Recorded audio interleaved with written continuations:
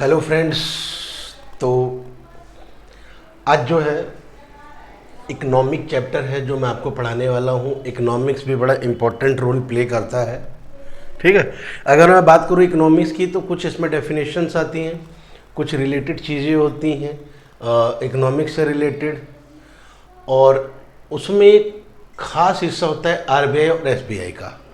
तो इसमें हम लोग आरबीआई और एसबीआई के बारे में जानेंगे। अगर मैं बात करूँ आरबीआई की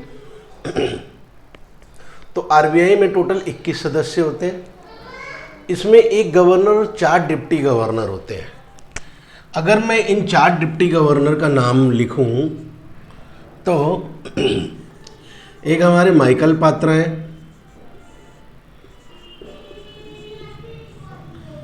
सेकेंड वन है हमारे एम के जैन, थर्ड वन की बात करूं मैं तो टी रविशंकर,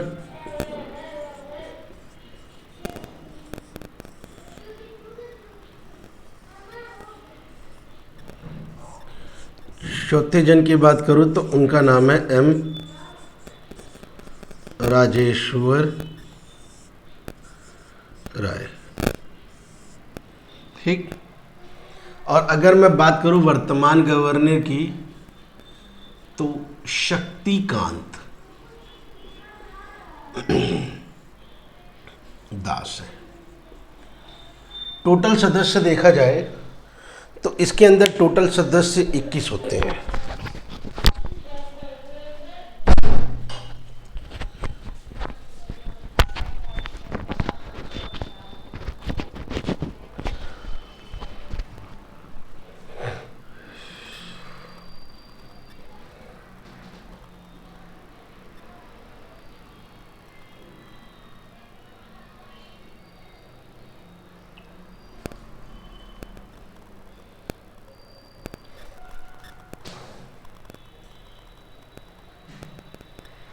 ठीक है, ये 4 डिप्टी गवर्नर होते हैं, एक हमारे गवर्नर साहब होते हैं।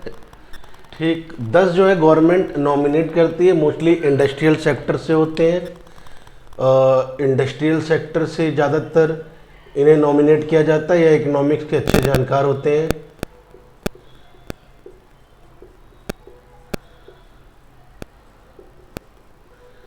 ठीक, अब बात की जाए 2 मेंबर जो है वित्त मंत्रालय से आते हैं और 4 स्थानीय बोर्ड के सदस्य होते हैं। तो 4 स्थानीय बोर्ड कौन से हैं? कोलकाता,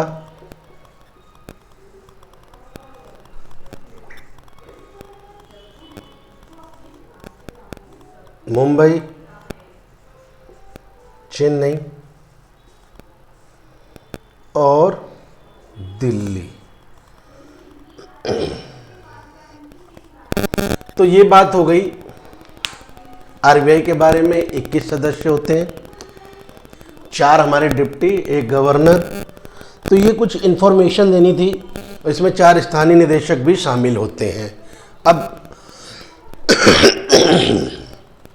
थोड़ा इसका इतिहास जान लेते हैं। भाई क्या था कि आरबीआई से पहले एक था इंपीरियल बैंक ऑफ इंडिया। वो क्या करता था, वो मोनेटाइज करता था। मतलब जैसे आज जो है आरबीआई एक केंद्रीय बैंक का काम करता है। ठीक है, मुद्रास्फीति जो होता है, महंगाई, उसको कंट्रोल करता है, बॉन्ड जारी करता है और बैंकों को भी ये पूरा मॉनिटर करता है। और जो ये काम आज आरबीआई कर रहा है, ये काम इससे पहले करता था हमारा इंपीरियल बैंक। लेकिन उससे क्या था कि एक जो सेटिस्फेक्शन है या जो टारगेट था वो पूरा नहीं हो पा रहा था। तो उस टाइम पर इन चीज़ों को ठीक करने के लिए जो हाउस ऑफ कॉमन्स है, उन्होंने 2 सदस्य भेजे इंडिया में। तो मैं इसको थोड़ा सा रफ कर दूं।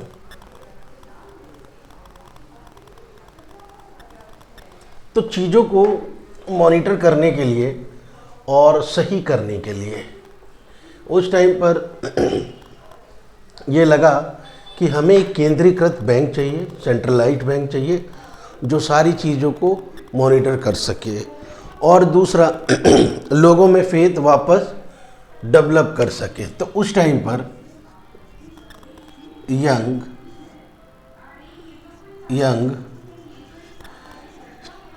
एंड हिल्टन, इन दोनों के नेतृत्व में कमेटी बनी और उस टाइम पर इन्होंने आरबीआई एक्ट 1934 को पास किया।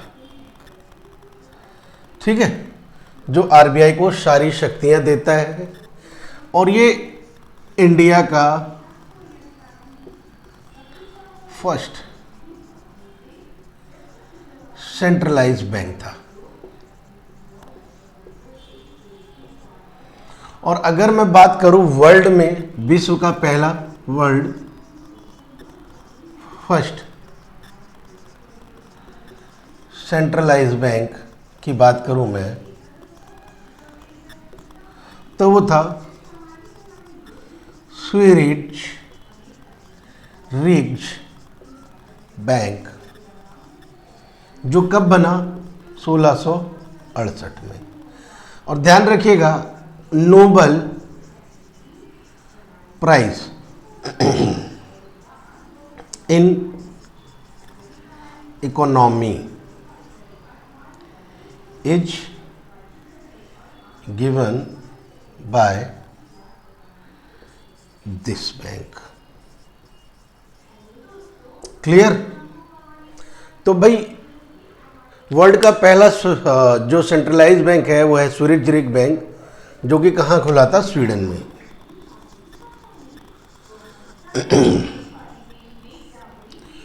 अब बात करते हैं कि जब वो लोग यहाँ पर आए तो इन्होंने रिसर्च किया और उस टाइम पर कहते हैं कि भाई बाबा साहेब अम्बेडकर की एक किताब थी 1 रुपीज़, उस बुक ने बड़ा हेल्प किया और उस बुक के अंदर ये बताया गया था कि भाई किस तरीके से जो बैंकिंग जो लोग हैं यहाँ पर इंडिया के, उन्हें इनसे जोड़ा जा सकता है या किस तरीके से इंडिया में बैंकिंग सिस्टम को रन किया जा सकता है।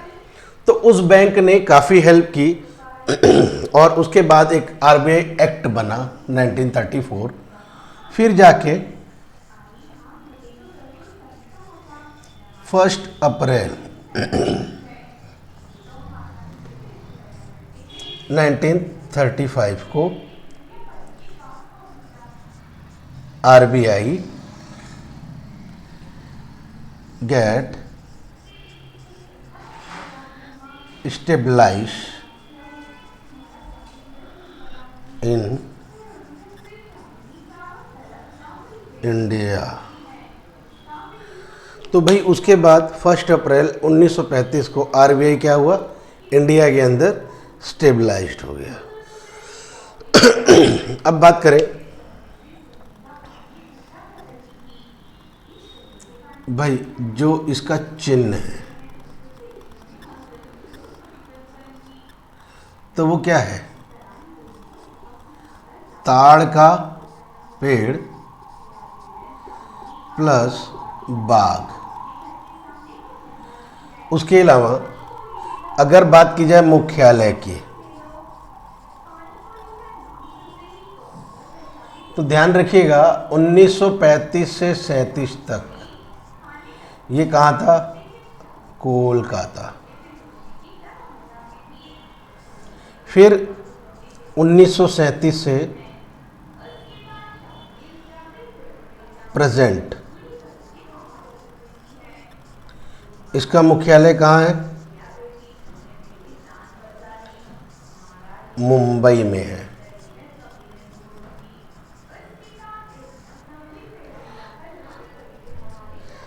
ठीक। अब देखा जाए तो प्रेजेंट में इसका मुख्यालय मुंबई में है। और एक चीज़ ध्यान रखना, 1 जनवरी 1949 इट इज नेशनलाइज्ड।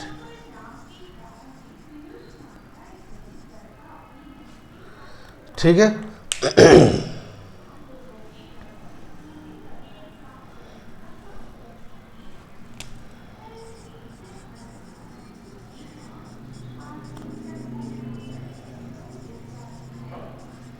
अगर बात करूं तो ये भी इम्पोर्टेंट है, ये भी इम्पोर्टेंट है तो ये सारा ही इम्पोर्टेंट, मैं क्या एक पे लगवाऊं, ये सारा इम्पोर्टेंट है, तो आप लोग देख लीजिए।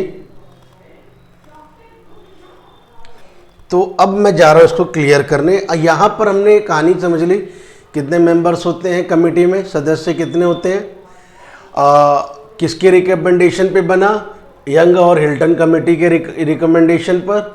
कब आरबीआई एक्ट आया? 1934 में। ये इंडिया का पहला सेंट्रलाइज था। वर्ल्ड की बात करें जो कि यूरोप में था, पहला सेंट्रलाइज बैंक स्विरिज रिग बैंक था, जिसे जो नोबेल प्राइज भी देता है अर्थशास्त्र के क्षेत्र में। 1 अप्रैल 1935 को आरबीआई स्टेबलाइज्ड हुआ। उसके बाद 1 जनवरी 1949 को ये क्या हुआ? नेशनलाइज हुआ। चलिए, तो इसको भी मैं क्लियर कर दूं।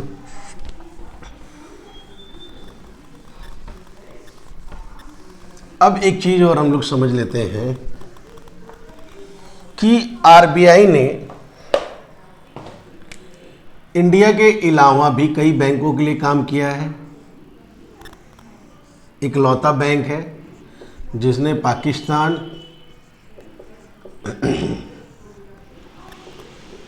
म्यांमार और बांग्लादेश के लिए भी काम किया है। तो भाई फर्स्ट बैंक या वह बैंक जिसने 2 से ज्यादा देशों के लिए केंद्रीयकृत रूप में यानी सेंट्रलाइज्ड बैंक के रूप में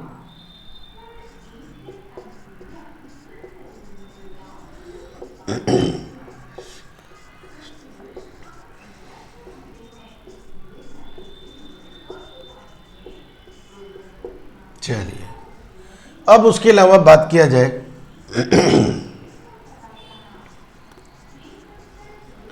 पहले अध्यक्ष या पहले गवर्नर।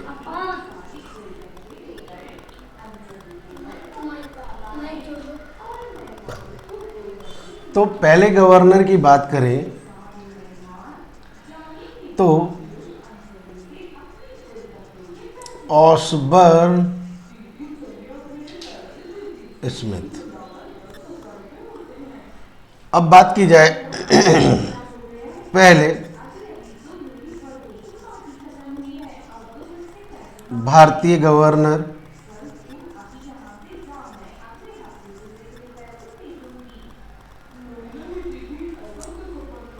तो वो है हमारे CD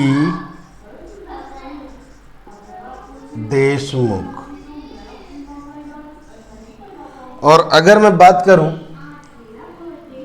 वर्तमान की तो शक्तिकांत दास। शक्तिकांत दास से पहले उर्जित पटेल थे, उनसे पहले रघुराम राजन थे, और इनकी नियुक्ति केंद्र सरकार द्वारा होती है। तो यहाँ पर जो है हमारा आरबीआई वाला सेक्शन जो कि इम्पोर्टेंट है आपका एसएससी, सेंट्रल,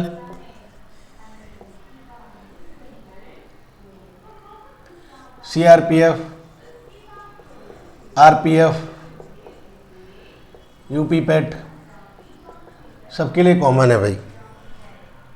बहुत बार पूछा गया क्वेश्चन, बहुत बार क्वेश्चन पूछा गया यहाँ से। चलिए, अब हम बात करते हैं एसबीआई का।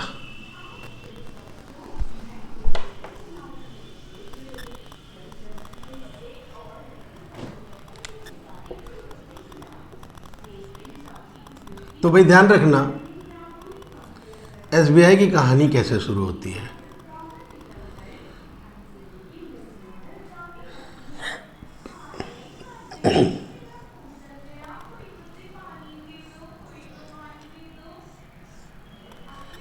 पहले प्रेसिडेंसी बैंक ऑफ कोलकाता खुला। कब? 1840 में। फिर प्रेसिडेंसी बैंक ऑफ भाई जो कोलकाता का प्रेसिडेंसी बैंक है वो 1806 में खुला। प्रेसिडेंसी बैंक ऑफ मुंबई, उस टाइम बॉम्बे नाम था, वो खुला 1840 में। फिर प्रेसिडेंसी बैंक ऑफ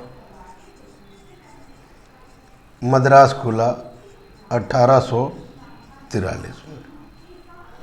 ठीक है, ध्यान रखना उस टाइम पर इंडिया जो है 3 प्रेसिडेंसी में बटा हुआ था।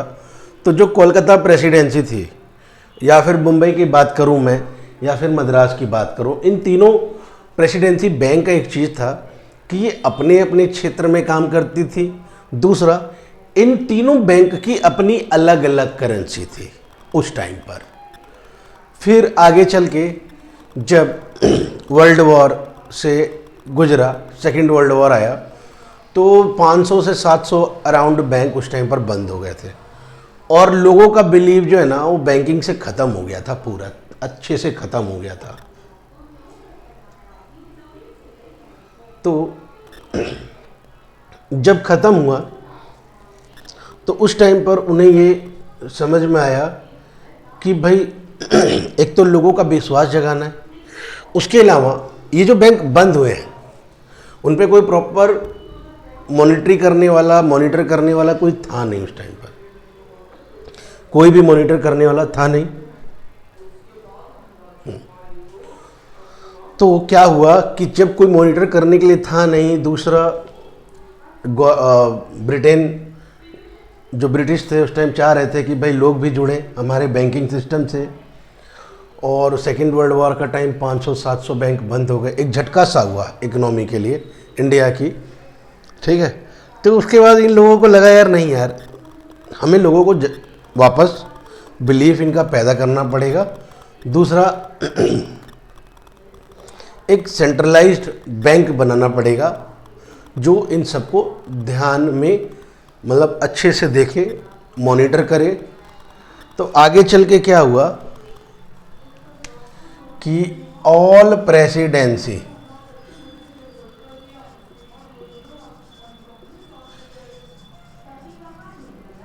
बैंक, मुझे लग रहा है ये नीचे नहीं ऊपर करना चाहिए था, तब आपको समझ में आता। थोड़ा सा मैं इसको चेंज कर देता हूँ भाई। तो ध्यान रखिएगा, हम लोग एसबीआई का समझ रहे हैं हिसाब किताब।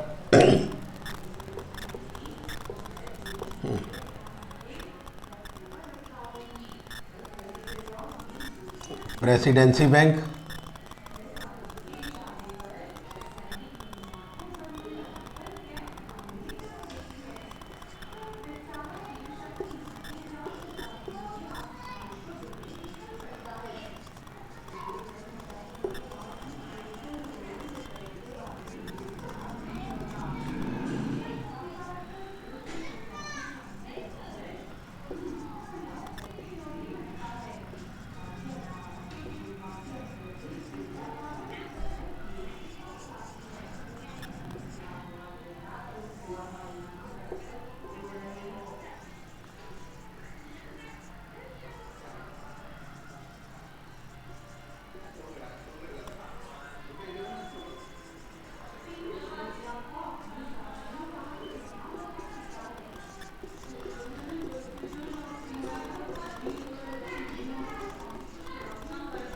बाद में क्या हुआ,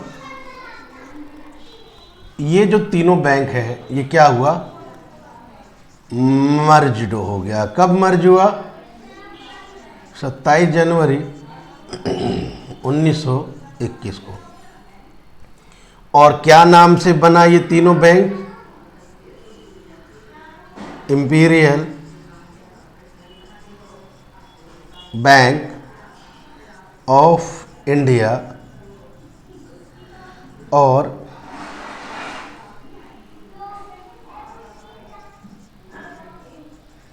बिफोर RBI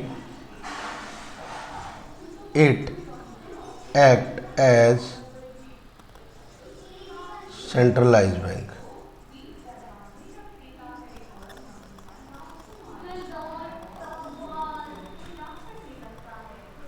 ठीक है। अब भाई देश आज़ाद हुआ तो उस टाइम पर AD गोरेवाला कमिटी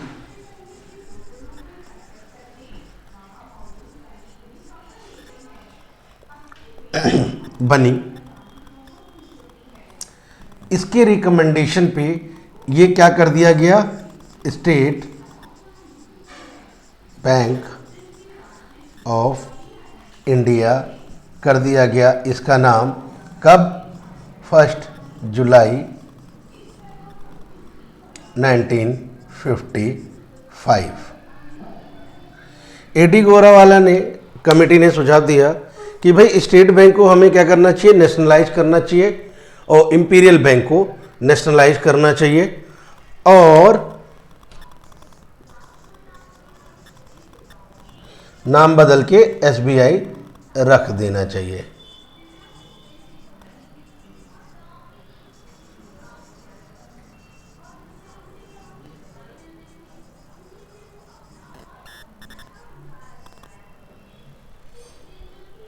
तो ये कहानी थी हमारी RBI और SBI की। तो इकोनॉमिक्स में ये बड़ा इम्पोर्टेंट चैप्टर है। अब नेक्स्ट क्लास में हम लोग जिस चीज़ को पढ़ेंगे वो पढ़ेंगे, हाँ, तो भाई होप आपने ये उतार लिया होगा। अब ये ध्यान रखिए, इकोनॉमिक्स में सबसे इम्पोर्टेंट टॉपिक था RBI SBI। तो ये जो RBI और SBI का जो इम्पोर्टेंट पार्ट्स है वो हमने आज कंप्लीट किया। ये इम्पोर्टेंट क्वेश्चन है, कोई भी एग्ज़ाम हो ज़्यादातर पूछा जाता है। SBI डे के नाम से भी जाना जाता है, 1 जुलाई। इस तरीके से हमारा RBI और SBI का जो SSC के लिए इम्पोर्टेंट है वो हमारा कंप्लीट हुआ। ठीक है, और ध्यान रखिएगा RBI से पहले ये जो है RBI की तरह सभी चीज़ों को, बैंकों को मॉनिटर करता था और मेन बैंक के तौर पे उस वक्त काम करता था। तो होप ये वाला सेशन आपको अच्छा लगा होगा, और अगर अच्छा लगे तो भाई इसको शेयर कर देना यार। फॉलो मान लो ना करो लेकिन शेयर कर देना, और जितने ज़्यादा लोग देखेंगे उतने ज़्यादा सब्सक्रिप्शन भी बढ़ेगा। और मेरा प्रयास है भाई, देखो SSC आने वाला है, करंट में संडे में करंट कराने वाला हूँ, वीकली करंट अफेयर। और मेरे पास भाई वो वाला तो बोर्ड नहीं है, लेकिन इसी पे मैं आपको करंट अफेयर जो इम्पोर्टेंट्स हैं वो लिखवा के देने वाला हूँ। ठीक, बैंकिंग के लिए भी वो कॉमन रहेगा करंट अफेयर, और आपका SSC के लिए भी करंट अफेयर कॉमन, मतलब कॉमन ही रहेगा करंट अफेयर। उसके अलावा मैंने यार प्लेलिस्ट बनाई है, तो मैं क्या करूँगा कि जो भी मैं वीडियोस डालूँगा तो प्लेलिस्ट वाइज मैं अपलोड करता जाऊँगा, ताकि आप प्लेलिस्ट में भी जा कर के पूरे वीडियोस को आराम से देख सकें। चलिए फिर मिलते हैं नेक्स्ट क्लास में, नेक्स्ट क्लास की नेक्स्ट वीडियो में। और मैं बहुत जल्दी, जैसे ही मेरे पास सब्सक्राइबर थोड़े ज़्यादा हो जाएंगे तो मैं लाइव क्लास लेके आने वाला हूँ। हालांकि मेरा प्लानिंग था लाइव क्लास कराने का, लेकिन किन्हीं कारणों से नहीं करा पा रहा हूँ। लेकिन मैं बहुत जल्द लाइव क्लास लेके आऊँगा, जहाँ मैं लाइव आपको पढ़ाऊँगा। और वाइट बोर्ड है, थोड़ा बजट हल्का है, तो वाइट बोर्ड पे ही आप लोगों को मैं पढ़ाऊँगा। तो होप आप लोगों को यार अच्छा लगा होगा ये सब। तो फिर मिलते हैं अगली क्लास में, तब तक के लिए बाय।